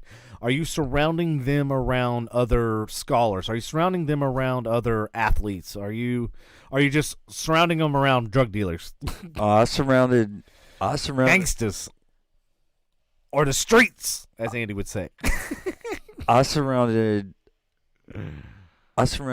Well, I want to say both, but I think Jim was more surrounded with them than what Molly was. You know? So here's a good example. So they grew up in homes where pursuing excellence and pushing the boundaries were always expected, not just desired. No, I mean, that's the thing. It's like, my mom, no. You don't get a fucking A. I'm agreeing with this. I'm agreeing with this. It's like, I'm going to kill you in your sleep. I mean, when it came down to when it came down to the kids and everything, Tamara and I, we talked, and I mean there was a lot of disagreements. I mean, with me and Tamara about the kids, but you know, I mean, both of us we had the best interest. You know, what we knew what the kids could do. Right. And they just didn't do it. And we pushed. She pushed. I pushed. She ground at home. Mm-hmm. They came and saw me. They were still grounded because they thought that, yeah, you know, I mean, we're going to Dad's. We're going to Dad's, so, you know, we're going to be ungrounded and everything. Well, they get in the car. I turn around. I look at them and say, y'all are still grounded. That's awesome. Well, that has to do with co-parenting and y'all being both. Yeah, I know, but same when age. when they would get in trouble with me, mm-hmm. and I would call Tamara and I would say, okay, Patrick, how is this cultivating and striving an environment of excellence? I hear no excellence in this story. Gotta wait. I hear discipline.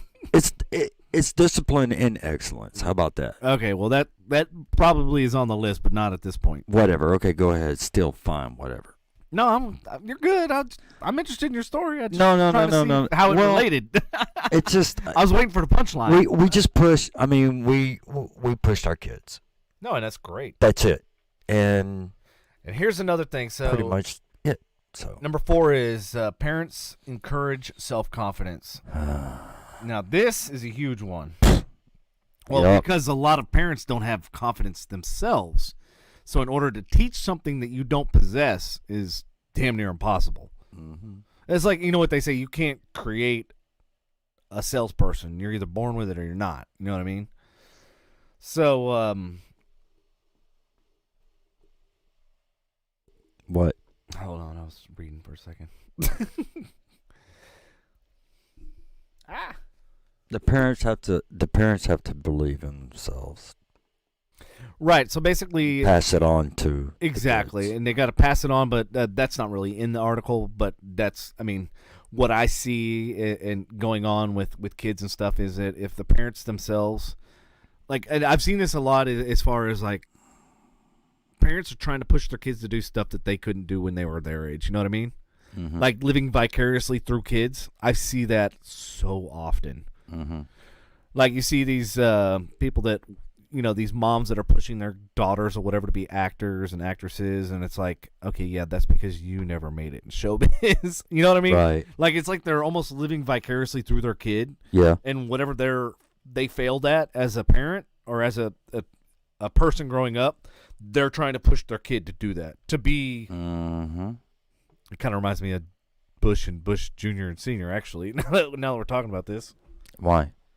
Because how's that? He's trying to fulfill his dad's legacy. He's trying to. Yeah. Exactly. Okay. So basically, yeah. You know, don't beat them up whenever they fail. You got to lift them back up off the ground. You got to reassure them to instill that self-confidence. What are you laughing about? When Jimmy played Little League and I was coaching him. Oh, yeah? What happened? I want to hear this story. What'd you do, Patrick? Well, yeah. Spill beans. We had bases loaded. And we needed a couple runs or whatever. Uh-huh. Jimmy's on deck and everything. I walk up to him. I said, okay, son, lean into the ball and take one for the team. Oh, shit. That is hilarious. And he goes, but Dad, it'll hurt. Okay. If it hurts, just rub some dirt on it and keep walking. That reminds me of my old philosophy. Is it broken? Is it bleeding? All right, you're good. Take one for the team, son. You got it. You just squat low, mm-hmm. crowd the plate, and make the strike zone disappear. And he, this next one, number 5. So what you're saying is you're tried to injure your kid. No, I didn't try to injure the kid. I just went at that point. And what better kid than my own just say, hey, take one for the team, but Dad, it'll hurt. I've been hit by a baseball. I mean, I know it hurts. Are you a team player or not? Take one for the team. Yeah. All right, now this one I see all the time. This is probably one of the biggest flaws that I see in most parents in and around the area. That is, parents be patient when their kids ask questions. Yeah. Yeah. Yeah. Exactly. And that's like, and I see it all the time. I'm like, just let your kid talk. Like, he's trying to open up to you. He's trying to talk to you. He's trying to tell you something. Like, you may not agree with it, or you may agree with it. You don't know, but when you shut them down, you're never going to know. Mm-hmm. And that's like, that drives me fucking nuts. Because, like, as they grow older, obviously, they're going to talk to you less and less and less and less. Do you really want to start that at a young age where they don't come to you for questions and answers? Like, there was a couple years my son didn't talk to me. See, and how'd that make you feel? No, that made me feel like shit, but, you know, he got over it. He got over it? Mm. He got over it, you got over it? Who got over it first? He got over it. Yep. Well, that's he got over it. And remember that time I told you that story about me walking into where he worked and he looked at me and said, "I'm sorry," or yeah, "I accept your apology," and I started laughing. I go, for what? You got the story wrong. Get it straight. You know? Mm-hmm. So, anyway, that's all I'm going to say about that.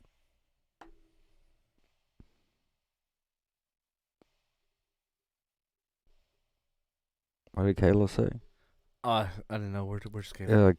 Kayla said you can say that because you don't experience the daily, Devin. Oh, yeah? Well, whose fault is that? Uh-oh.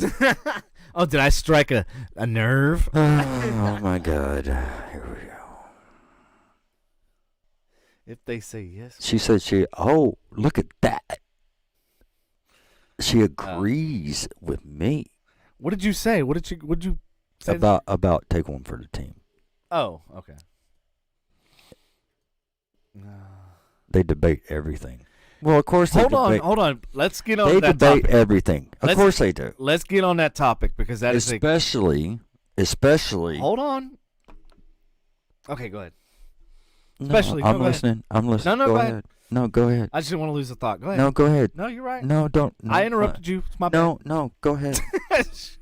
Patrick. You're right. Go ahead. Fuck you. I knew what you were doing. Go ahead. Did you lose your thought yet? Nope. I got it still. Go ahead. So, are they debating or are they explaining? They're debating. No. A debate has to be a two-way street, right? They're explaining the situation. So you have to hear them out, and this is where a lot of you people fail. It's because you don't want to hear them out because you already know what they're going to say. That's true. You got to hear them out. You got to hear what they have to say. Yes, I understand they will argue and they will debate, but that's going to serve them good in life. Uh-oh. That means they're not going to take shit. They're not going to take without an explanation. She says when you have more than one kid, no one has time for the BA. That's true.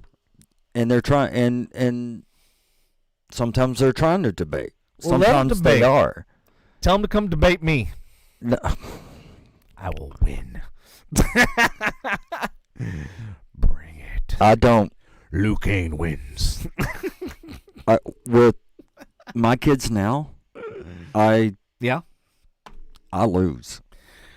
See, well, I think the reason why that I just stopped talking is because I just give up, and they don't get it, but they'll get it one day, you know. And I mean, when Jim and Molly, when they were little, you know, of course, little like 10, 11, 12, you know, stuff like that. Oh, they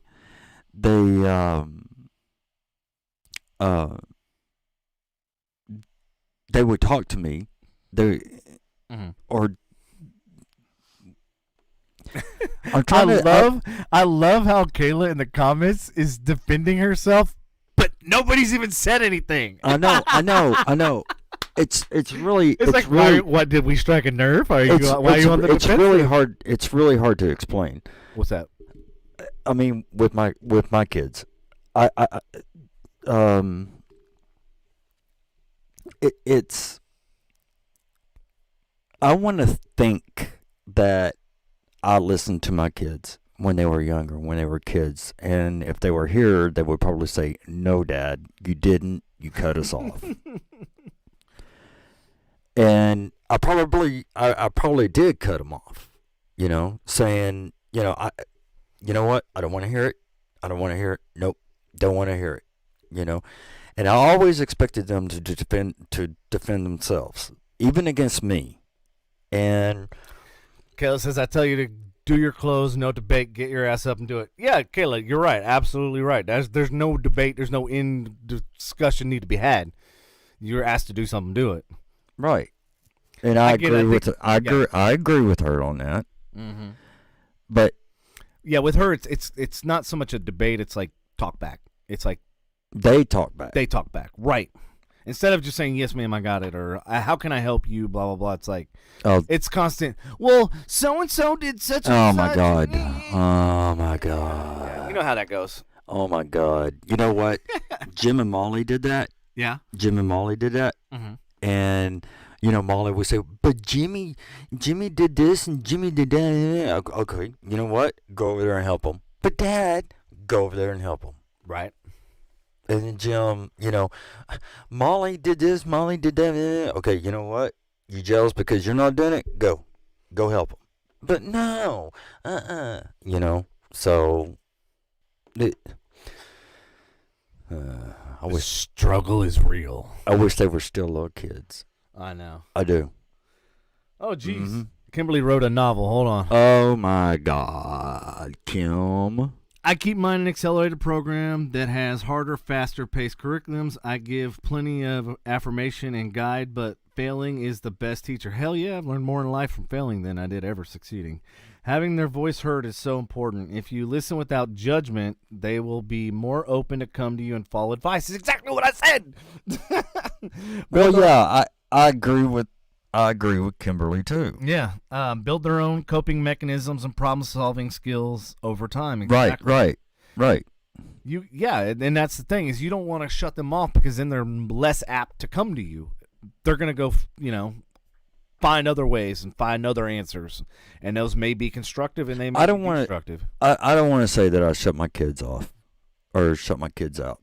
I didn't. I have always been there for them. Mm-hmm. And there's so much stuff that happened that. And Kim, when I get done with this list, I'm gonna go through it again and basically every single thing on here, like literally to the T. I can address every single thing on there, like basically the way I was raised. But yeah, go ahead. Sorry. No, it's all right. But and they know that I have always been there for them. Mm-hmm. And that's why I put this one last because I knew we were going to talk about this the longest. I know, and I knew that it's going to strike a nerve, so I was like, I'm going to put it at the very end. I know. Why when you look at the and stories, it's making me. It's also making me kind of realize that I did the best I could. Right. And that's all I can say is that I did the best I could with my son and my daughter. Am I happy where they're at right now? Yeah, I am. No, I'm happy with both of them. I know, I'm kidding. I know you are. I'm happy with both of them 100%. I mean, I love my daughter and I love my son. And I will do anything that I can to help them. Right on. And I never want to see my kids struggle. I much rather struggle than my kids. And definition right now, I mean, it's happening. But I just hey, like Kayla always tells me, God bless me with two great freaking kids. Hey, like Kayla always tells me, adapt and overcome, and this. I said that too. This too shall pass. Oh yeah, I know. I know. There you go. I know. And I know exactly who will be taking care of me if I suffer from what rest of my family has suffered from. Right. My daughter. She says that she will. Mm-hmm. She won't. And you know how I know? How's that? It's because if the same thing happened to me, which happened to my dad, my grandmother, my uncle, my aunt, I'm gonna be a mean son of a bitch. Oh God. I will. You know, because that's just how I am. It reminds me of my grandma used to chase us with a wooden spoon. If any of my That's my mother. My cousins or relatives are listening, yeah, they remember her too. And it was funny because then, you know, as she got into her 90s and stuff, and she battled and overcame breast cancer and everything, she completely chilled the fuck out, and she became like the most sweetest, down to earth, just. I guess because she couldn't run around and chase us with a wooden spoon anymore. Yeah, and I agree with Kayla too. I was with Molly. I was. Yeah, I agree with you too. That she's harder on her daughter because. Oh, she's on her way, Boo Bear. Aww. Aww. Anyway. Well, we'll make sure to not end the podcast so we can have you on so we can hear your thoughts. Oh my God. I'm sure they're going to be wonderful and amazing. Oh God. She hasn't even heard 6 and 7 yet. No. But anyway, this was just the start. Yeah.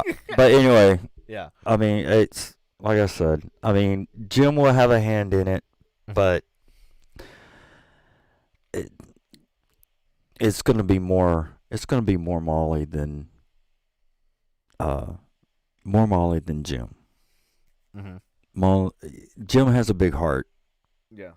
But I think that Molly has a bigger heart for me. She has a soft spot. Yeah, she has a soft spot, just like she knows how to fucking pull those damn heartstrings. Damn it. I mean, it's Damn like, it, man. Dude, it's just like every time I hear her voice, I'm going. Yeah, because in your head, you're putting her when she's an itty bitty baby, and you. Oh my God! I don't want to hear this. Oh my God! Sure, Molly, what's going on? Yeah. Oh my God! I don't want to hear this. Oh God! What is she gonna say next? She sounds just like her damn mother. Oh God! All right, Molly, gotta go. Love you, bye. Are we ready for 6 now, or are we? Yeah, are we still go on ahead. 5? Sorry. No, because I'm sure you're gonna have more the more I get down on this. Yeah, I know. Go ahead. So number 6 is parents promote early specialization, and what that means is instead of like a lot of parents will just have their kid go play everything, right, and then kind of throw the shit at the fan and see what sticks, kind of, sort of, for lack of better analogy. But basically what they're saying is, one of the first ones we talked about is like identifying their skill set and identifying what separates them from everybody else. Then you basically laser focus on that, which is this part, which is the early specialization. So my parents realized after 5 years old that I was really good at soccer, and that was like my thing. And that I was. Is that why you're sore all the time now? Probably. No, that was actually my football years. Which, oh shit, I shouldn't have said that. Well, welcome to almost 50. Well, here's the funny thing. So it's like every sport that I did younger was always lower body. Basically, it was very lower body strenuous, right? Then it wasn't until like college, high school, that I started doing upper body stuff. So I was 150 pounds. So when you're playing football at 150 pounds, that's me. I can flick you and break you. So that's when I realized, like, I got to bulk You can up. what? Flick you. I thought you said flick. I thought you said something else. And so, so I bulked up and everything else. And so I started powerlifting, and I started getting really, really shredded and massive. And because, I mean, I hit a plateau, and I could not lift past that. I could not gain weight. I couldn't do anything. And then finally I just started protein loading, right? So I weighed 150 pounds, right? So I did 300 to 400 grams of protein a day. Wow. And that's how I got size, and that's how I got bulk, and that's how I got past that plateau of I couldn't lift. And I mean, I was doing 720 working out with my legs. Then I got up to like 1200. Leg press? Yeah, leg press. 720? Yeah. And then I got up to like 1,200. Yeah. 25 and 30, 45 pound weights. Actually, honestly, I got up to 9. Yeah? Yeah. I was 17. 8. Yeah, but you have this far to push. Fuck you. I got like that far to No, push. that's bullshit, man. That's bullshit. No, because I mean, whatever.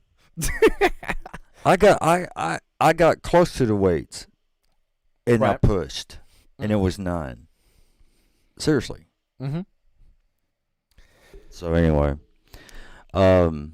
so the parent mindset is that the earlier they encourage their kids to learn the basics of a field their kid shows promising, the sooner they'll progress to more advanced skills. And the sooner they develop those advanced skills, the quicker they'll develop best-in-class skills. And the quicker they gain the best-in-class skills, the more likely they are to attain a rare and elite level of proficiency. It's just like, you go to a specialist, right? Mm. Or you go to a general GP, right? A general practitioner, like that can do everything. Yeah. But then as your injury progresses or gets more severe, you see an actual specialist, and they're laser focused on that field of study. They're basically saying do the same thing with your kids. Like find out what they're good at and just laser focus the shit out of whatever that skill set is. Yeah. And then number 7, they encourage competition and improvement. There goes those fucking participation trophies. Yeah, I can't stand that one. What's wrong? Whatever book that came from needs burned. What's wrong with participation? Everything is wrong with participation. You don't get a fucking medal for waking up, do you? You don't get a medal for doing the bare minimum, do you? Well, you get not life. You get another day. It's not reality. You get another day when you wake up. You don't get a fucking trophy for last place. You don't get a trophy for getting fired from your fucking job. No, you get fired. Period. If you ain't first, you're last. Ricky Bobby. Last. If you ain't first, you're last. That's what I kept telling Jimmy. Well, this goes back to one of the things Kayla said. Hey, Jimmy, if you ain't first, you're last. But Dad. So this is one of the biggest problems that Kayla and I had with her daughter. And is the encouraged competition and improvement. So here's the thing. Uh-oh. Her mindset was, if I go to a really shitty school and a really shitty team, I will be the star athlete, right? Mm-hmm. That's the worst mentality and the worst thinking, because you will never get better. You will never progress. It's like what Jimmy said out there. The way to progress is to play and be on that elite level, playing those elite teams. Right. You know what I mean? Right. Otherwise, you're just going to be mediocre. I mean, man, I can't even say it because I will probably. No, don't. Do you remember that time when we were out? It's like getting a gold medal in Special Olympics. Yeah, yeah. Remember that one time what? Remember that one time that we were out there or were watching Jill play baseball or softball, and then Jim was out there with us, and he watched Jill and watched another girl or whatever. Yeah. And all that, and he's just kind of started calling what the batters were going to do and everything. And Jim told me that Jill and the other girl would be better if they were on another team, or if they were on a team that was to their level. Right, exactly. I go, huh? Well, and that was a perfect example. So when I played soccer, we had won state championship 3 years, right? It wasn't a challenge anymore. Kim. Yeah. Yeah, I love Kim's comment. And Kayla's, but I'll get to that in a second. So it's like you've won the state championship 3 times, right? And Texas is a big damn state. So then it was like, okay, what next? So in order for us to keep our level of edge and competitiveness, we started playing the next age groups. And then when we started beating the next level age groups, then we started playing, club and select and and all these other big time teams and stuff like that. Right. Then we got a reality check. But you know what? Got your asses beat. I was the only person on our team to score. So And here's the kicker. The team that we played was the neighbor that lived behind me, who had talked all this shit all these years, and he was the goalie, and I scored on him. Yeah. That happened. So it was like the ultimate, like, we may have lost, but fuck you, I scored on you. Right. But see, that happened to me to another one of the friends, one of the friends when we were playing Little League. And he always said that, you know, if you pitch, that I'm going to be hitting off of you. Right. I'm going to hit a home run. Right. So, okay, whatever. All right, okay, whatever. Okay, And he yeah. kept talking shit. Mm-hmm. Mom and Dad was up in the stands, and I remember this. I was 14 or 15 when this happened. 15 when this happened. And I got him up to full count on purpose. I remember this. I got him up on a full count on purpose just for the hell of it, because I mean I knew he was going to swing at the last ball. Right. And so what I did was I threw that last ball, and it was way outside because I knew he was just going to chase that ball. And when I threw it way outside of the strike zone, yeah, he swung at it and he missed it, and it struck 3. And that like the awesomest, like the most it was bittersweet, great. I loved like it. revenge. It was great, and I just kept looking at him, smiling, and he was looking at me, shaking the bat at me and everything. Yeah. And he kept saying, next time. And up in the stands, there's my mom standing. There's my mom that just jumped up and started yelling and screaming as loud as she could, Right. you know, and everything, trying to, you know, finally got Scott out. All right. Yeah. And Dad, you can see Dad just grabbing her shirt. Sit down, Bobby. Damn it. You know? So, I mean, it was good. I like doing that, you know? Yeah. So, and then. Well, no, it's funny because, like, all the tournaments and everything that we won, you know, state champs and, like, all that stuff, what's the one memory that I, like, still remember and will always remember? And it was the neighbor, and it was the, you know, just literally scoring on him. And you know, and I shot that almost from the 50-yard line, so it was like that made it even more badass because it wasn't like I, you know, ran it all the way in and just tapped it in. No, right. I had to shoot that thing. Yeah, but I mean, Kim, I love it. Here's Kim's comment: you don't get a paycheck just for showing up. You got to do stuff. I know. I double checked with HR. Well, good thing you double checked. Yeah. Patrick would be like, man, fuck HR. I'll just do whatever I want to do. Well, sorry. They can either deal with it or, yeah. Well, I'm in a union, so they're gonna have to deal with it. Yeah. I'll take a nap. And yes, Kayla, she did follow what we encouraged, and yes, she is amazing. And she said JC had been playing 18 under 18U or whatever since 16 years old. So see, I was we were under 12 boys and we were playing 16, so it was quite a big different as far as age. That's a 4-year different. Yeah. So it's similar, but yeah, we were playing in a 4-year different age bracket. Do you know the Rangers have a youth league too for girls? Oh, for girls? Yeah, they do. Softball? No, I didn't know that. Fast pitch, yeah. Yeah, I didn't know that. Yep, they got it. Because got it? They got it, yeah. Oh, they got it. Because Jim has been trying to get Jill up here. Yeah. And everything. And she asked me about, dude, or he asked me. So how old is about, Jill now? She's what, 13? I think so. So that's what we really, like, to your point and to the story in this article's point, was really need to get her playing with above her age bracket, kind of like what, and that's kind of why I wanted JC and her to meet and, like, you know, have JC, 'cause she loves to teach people, like, have her be the mentor and have her, like, somehow get her to, you know, hone in and improve even exponentially. Right. Because, I mean, that's the problem, is you play your age bracket and you're limited on their success. Right. And I've mentioned, and I've mentioned JC to Jim. And everything, and he just said that he'll be in contact with me and whatever, Jim. You know, but I've heard that. I mean, I've heard he's told me that he's talked to he's talked to Jill a couple times, and oh really? You know, that's between them. I don't know. Kayla says you can only play up 1 year in softball. Yeah, soccer was a little bit different because they had, I think it was 10 and under, then they had 12 and under, and then they went to 16 and under. And then I think after that was, I'm trying to remember if it was 18. I can't remember. Yeah. Yeah, she says, got to play up, no growth without it. Exactly. Yeah. Well, I mean, once you win the state, it's like, who the hell are you going to play? You've already beat everybody in the whole damn state.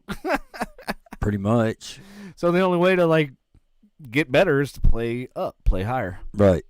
Which that was one of the things I was telling Kayla. So in when I went to Missouri, right, or Missouri as I call it, I actually graduated up there. When I played soccer my sophomore or junior year, I played it on both varsity and junior varsity.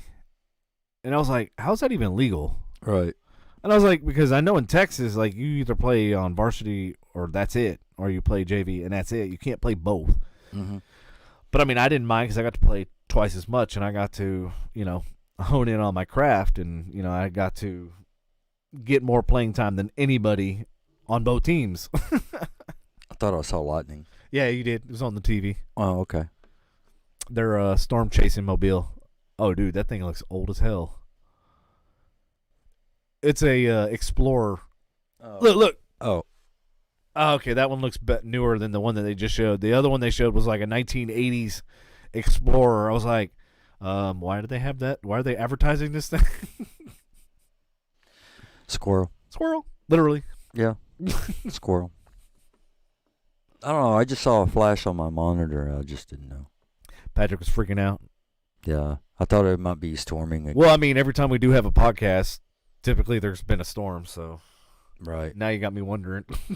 No, I don't think there is, man. Okay. So, I think it's all good. Nothing in the radar. Nope.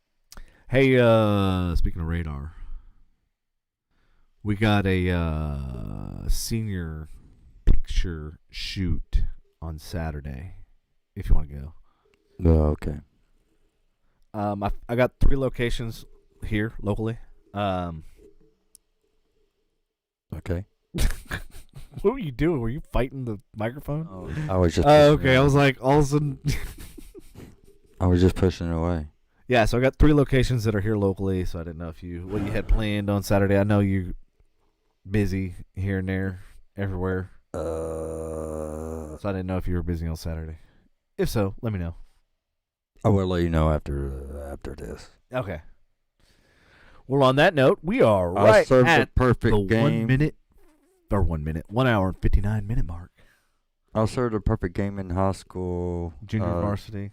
Yeah, go ahead. Oh, okay. No, I served a perfect. Kimberly says I served a perfect game in high school, junior varsity. We won the game because no one could return my serves. My volleyball coach said, "Not bad. Now do it against varsity." Motivation. That's right. Right. Yep. You know, what's funny is I was actually telling Patrick that I used to play racquetball. Come to find out, Patrick loves racquetball too. And man, I'd have a heart attack if I did that now. Yeah, I know. I'm just saying. Well, it's good cardio. Yeah, no, it's great cardio. Oh yeah. And so I was telling him where I went to school, we actually had a national champ racquetball player, and this guy was first. And so my boy John Vaccaro and we would play against this guy, and I mean, we damn near beat everybody on campus. So this was the only challenge we really had, and man, this guy just fucking put the hurt. He just, everywhere you were, he was putting it in the opposite spot. I was like, damn. But I mean, that's the only way we became really, really good was by playing this guy. Right. And man, it was one of the toughest things, and I hate losing. Yeah, I know you do. Hey, you better watch yourself. I know you hate losing. But no, that's funny that she played volleyball, because Kayla also played volleyball. Maybe we ought to get a damn volleyball team going. Oh my God. Yeah. I'll keep score. Summertime. I'll keep score. Volleyball. What? I'll keep score. You'll keep score. Okay. I'll keep the score. Devin, you're losing. I don't know if I could trust your scorekeeping abilities. Patrick would be like, squirrel. No. What I miss? What I miss? Oh wait, y'all are playing? Wait, where am I? Point. No, wait, not y'all. Point. He'd be going. It's 1 to 5. Patrick, it's increments of 15. It's shit. That's math. Fuck. It's 1 to 1. 5 to 5. 5 to 5. That's impossible, Patrick. It's 5 to 5. Nah, I'm just point. You're gonna have a little flag. All right, you know what? Yeah, point. Point. You know what? Point. You keep fucking with me. You know what? You're gonna lose that point. Okay, you lost that point. Fuck you. Point. He's gonna do it like you're raising kids. Mm-hmm. You talk back to me, motherfucker. You lose a don't point. talk back to me. Stop it. Stop it. Kayla, I don't want to hear it. Kayla. You know she's gonna come over here and smack you, right? Okay, Kayla, you're right. Point. Now you sound like me. She fucking hates that too. Come to find out. Of course she does. Thanks, Patrick. Tell me the wrong advice. No, you gotta. When you say, "Okay, Kayla, you're right," you gotta really mean it. It's like this. This is how you do it. No, I found out, bro. This is how you do it. No, this is some inside, top secret, fucking classified information. No, this is how you do it. I gotta tell you. Hold on. This is how you do it.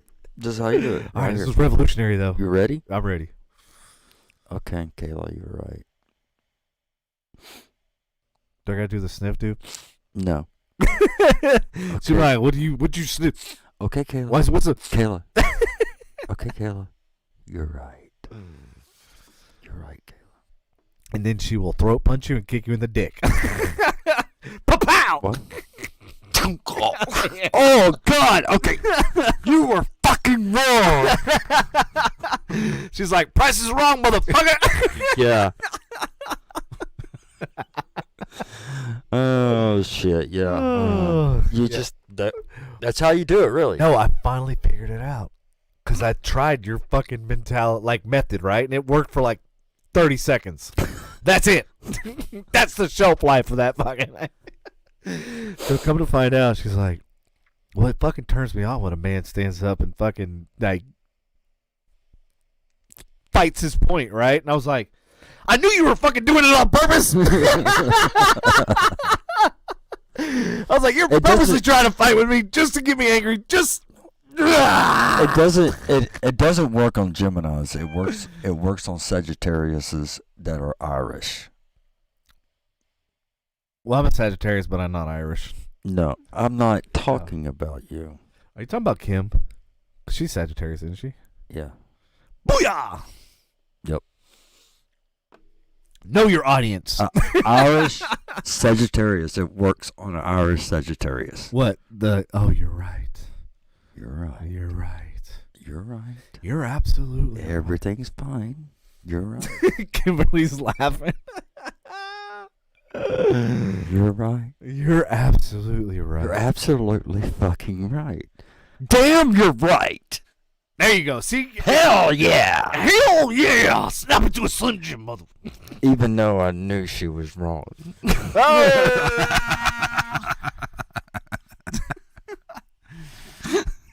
You know, I started doing that with my parents. You know what the funniest fucking shit is? My dad says, like, the next time I see him, he goes, damn it, Devin. No, he goes, you remember we were talking about blah, blah, blah? He goes, you're right. I'm like,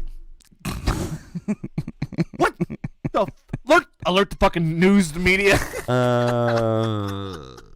But no, seriously, that's how you have to tell Kayla. Is that, you're right. Bro, okay, I gotta tell you. Honey, you know what? You're right. I gotta tell you this. What my dad, like, the last argument we had, like, this is fucking hilarious, right? My dad said that there's only a Kansas City, Missouri, and that there's no Kansas City, Kansas. And I'm like, I've been there. I was like, I literally lived on campus, like, fucking 2 miles from there. I was like, I've been there. My buddy Pat Cerrone has an Italian restaurant. I was like, in Kansas City, Kansas. And he's like trying to convince me that all of this was fake. I'm like going, Dad, I've fucking been there. Is she yelling at me? Who? Kayla's yelling at you. She said stop with all caps. Woo! Luckily there was no exclamation points though. That helps. That helps when there's no explanation points. Yeah, exactly. Yeah. That means she's not screaming and yelling. She's just saying it very loudly. Stop. Stop, Boo Bear. Sprouty pants. Sprouty pants. Stop sprouty pants. Wow. I'm surprised she didn't say that. Yeah, I know. Aw, kissy face to you too. Oh, I thought she was mad. Nah, she ain't mad. Even though I exposed her secret. Secret's out. Yeah. Yeah. Oh shit, we broke the 2-hour mark. All right, well, it's 2:09. Oh, it's time. Well, everybody, it's about that time. It's been fun. It's been real. It's been real fun. Thank you for your audience participation. And we will catch you on Friday where we have a special guest, which that reminds me, we got to get releases. Bam. We got a special guest on Friday. Who's here on Friday? Special guests. Secrets. Chase. Oh. And Ian. Oh, my God. They're going to battle it out, bro. Yep, we're going to have to, separate them. It's going to be a fun shit show, literally. All right, yeah, so stay tuned for Friday. It's going to be fun and interesting as we... I'll call in. Patrick and I will be refereeing. No, I'll be calling in refereeing. You'll be calling in? All right. I'll be calling in refereeing. All right, everybody, once again... Yeah, because I got to be somewhere Friday night. I know you do. Yeah. So... Got to make moves. Yeah. All right. Say goodbye. I'll see y'all... see you when I see you. See you when I see you. How about that? There you go. Okay.